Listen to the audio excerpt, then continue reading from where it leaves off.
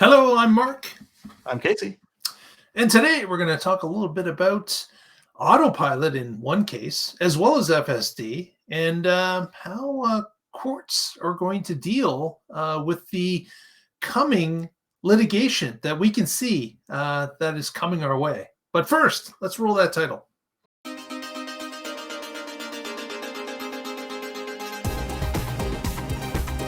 You're watching the Tesla Life Express. Hey everyone, thanks for joining us. We got this new little article that appeared recently, just this week, about an autopilot case that had happened in March of 2022. There was a person who indicated they were on autopilot and actually contributed to a hit and run, and then indicated that the car did it. Autopilot did it. It wasn't their fault after they were caught by the police. This was in Australia. Nice. And it's the absurdity that it was on autopilot, it hit and run, and in order for it to be a hit and run, that means you actually left the scene. You were gone. So how does this person realize it did happen? They're indicating that they didn't know it even happened, and therefore they weren't paying attention. And of course, that's against the rules that you agree to when you sign up to use autopilot in your vehicle, or FSD for that matter of fact. But or even your driver's license. If you hit something and then you don't stop, that's a whole nother offense. Exactly. So this 25-year-old pleaded guilty to a dangerous driving causing serious injury and failure to stop in a Victorian county court in Australia, just days before their trial was set to begin. So obviously this is a bit of a plea deal. They understood, or their lawyer understood, about the ramifications if they were to go through a trial with this, and had decided, you know what, we should really plead this out if you want to have any I guess extra time, because you might be spending a lot of time in prison if you try to fight this in court and waste the court's time. So party on this. So this person initially fled the scene in a panic, but returned 2 hours later when she was arrested by police. And of course, that's when the story came out that she was on autopilot. The car was controlling the actions. The car did the hit and run. And, it just craziness. But of course, the judicial system, they recorded this information. The police recorded it. And eventually it was about to get to trial this week when the plea deal happened. So what I wanted to discuss a little bit beyond this one case in Australia is what's going to be happening with FSD as it starts to roll out. Now, obviously, as we know, you are required to sign a waiver in the car or check off a waiver indicating that you were responsible for the car's actions at this point, as it is right now FSD supervised, and before that it was FSD beta. Both cases are still the same. You have to indicate that, yes, I am in control of the car. Any action that the car takes, I am responsible for it, because I'm supposed to be monitoring the actions of the car and prevent something from happening that's not supposed to. But as time goes along and FSD gets a little bit more improved, we saw some great improvement with version 12, right, Casey? Absolutely. We can definitely see that it's getting better. And with that also becomes a little bit of people, I would say, complacency with what's going on. They're starting to realize that the car can handle the situation. It handled it the last 5 times. Why do I have to monitor it? And that's throw you off a bridge. That's right. It's the time that you have decided the car can do no wrong. That's when the wrong typically occurs. But this is going to be, as as more and more vehicles are using FSD supervised, I can see more of these cases starting to come up as other people try to blame the software for their lack of monitoring what's actually going on in the vehicle at that time. What are you seeing, Casey? Like, obviously you have version 12, you've had it for a while, you can see the improvements. Has it started, can you see that drivers could be lulled into a sense of the car can do no wrong? You can see how you might relax a little bit, but I can't see how you could feel comfortable ceding control to it based on even some of the stuff of the latest version. When I say the latest version, I mean 12.3.4, 1.2.3.4, because I have one 12.3.5 in the car, but I haven't driven it in Autopilot yet, FSD, and now 12.3.6 is downloading to the car, so I may never drive 12.3.5. But I mean, there are certain things that it does feel comfortable that it can handle, but you still want to at least keep an eye on what's going on, even if you don't keep both hands on the wheel. You want to be able to take over at any point.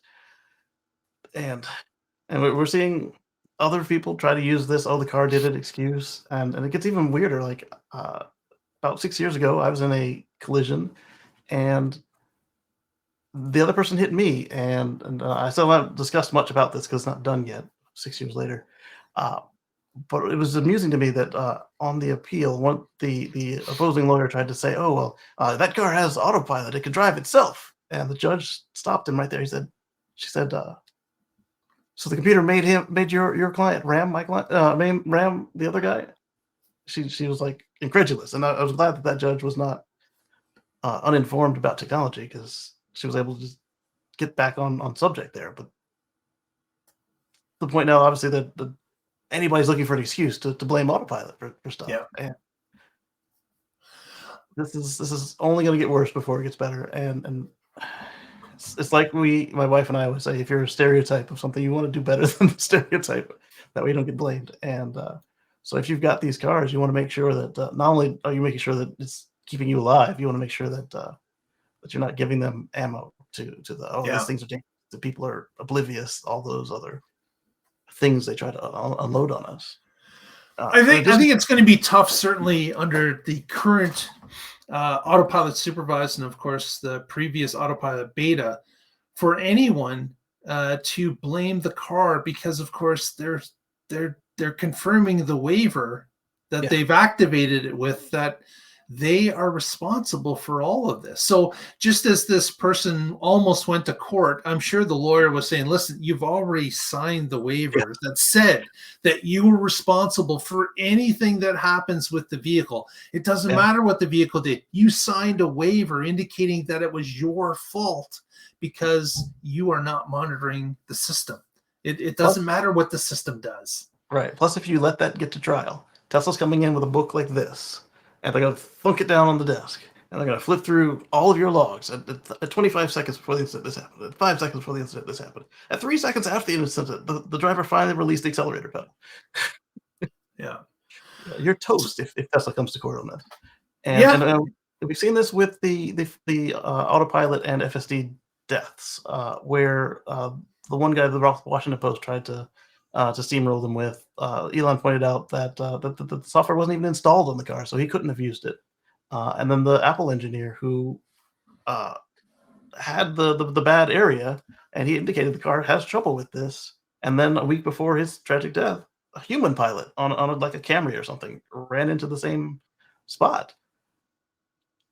I don't see anytime soon where any of these arguments will succeed, but they're going to keep getting brought. And I think with the volume of people that are now, we just saw a huge test that was put out there allowing everyone to have free access to the service for 4 weeks.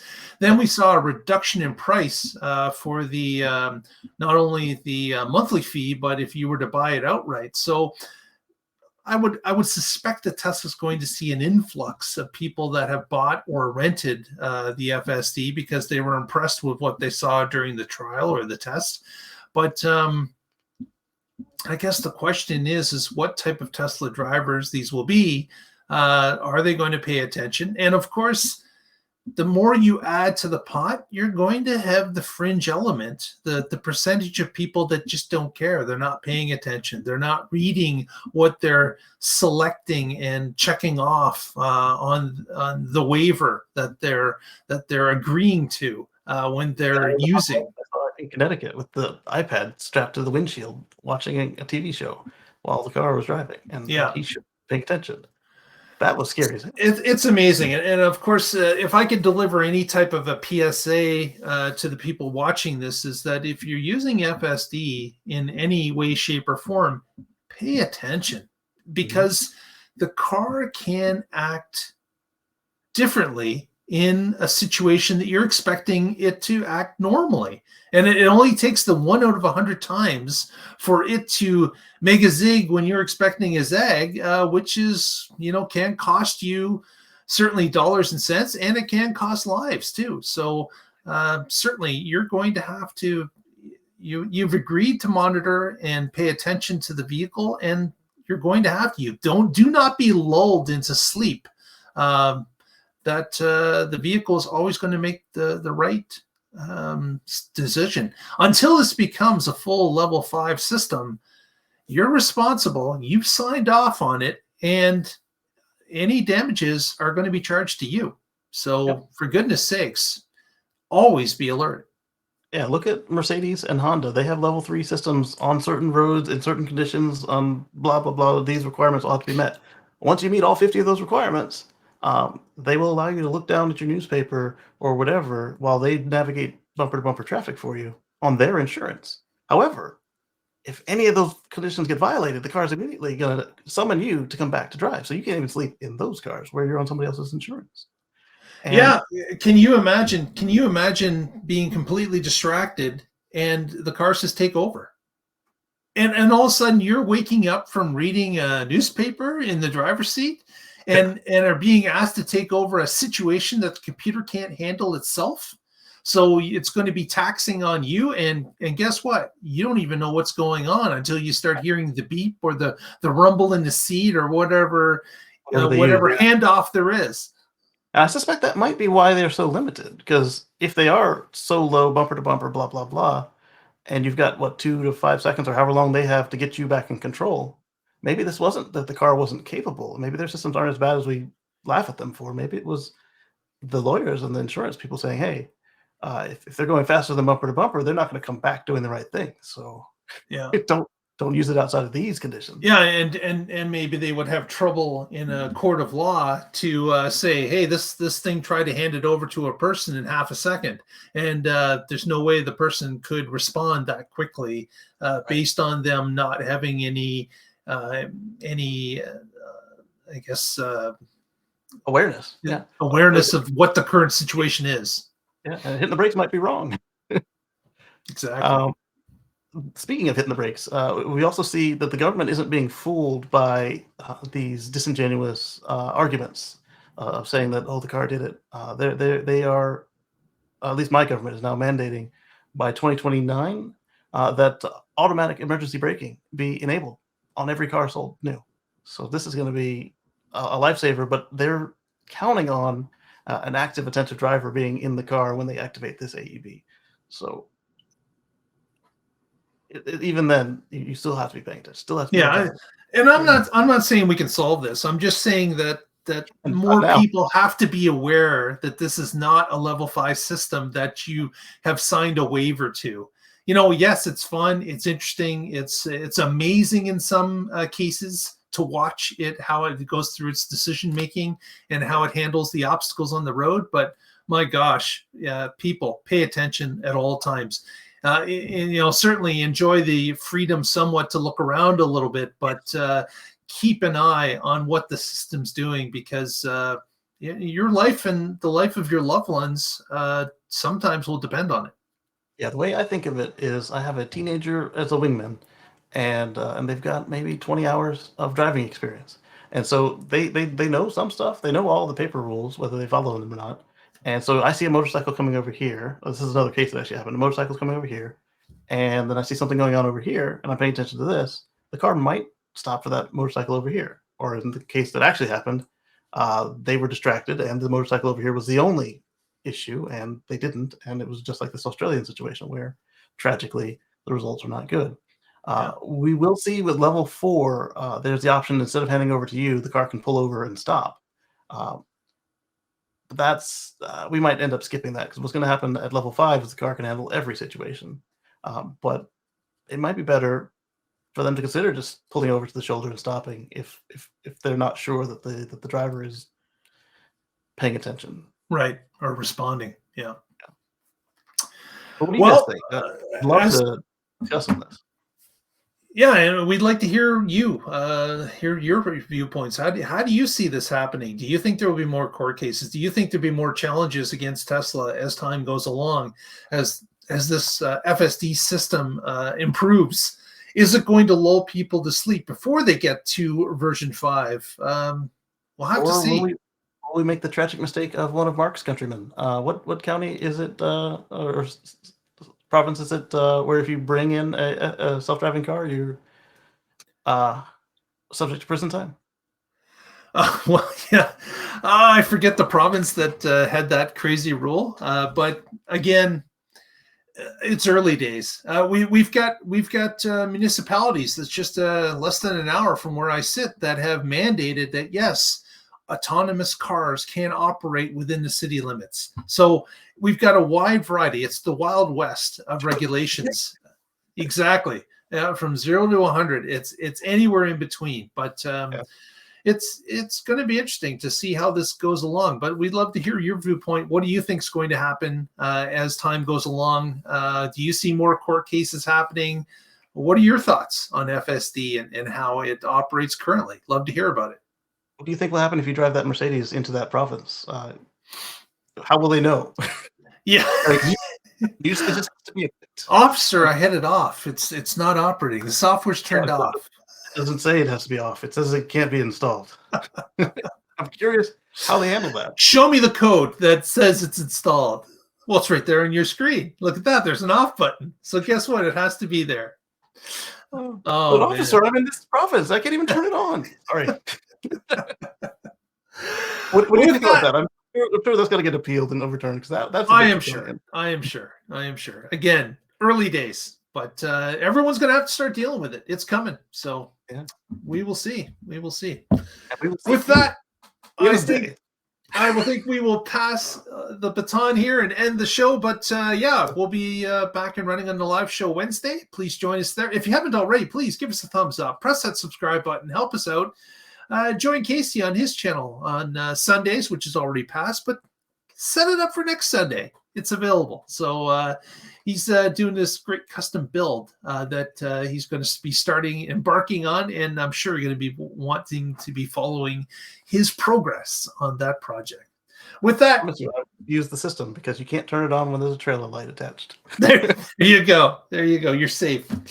So with that, I think we will wrap, and we'll get together next time. And together we will find out what's happening in the Tesla life.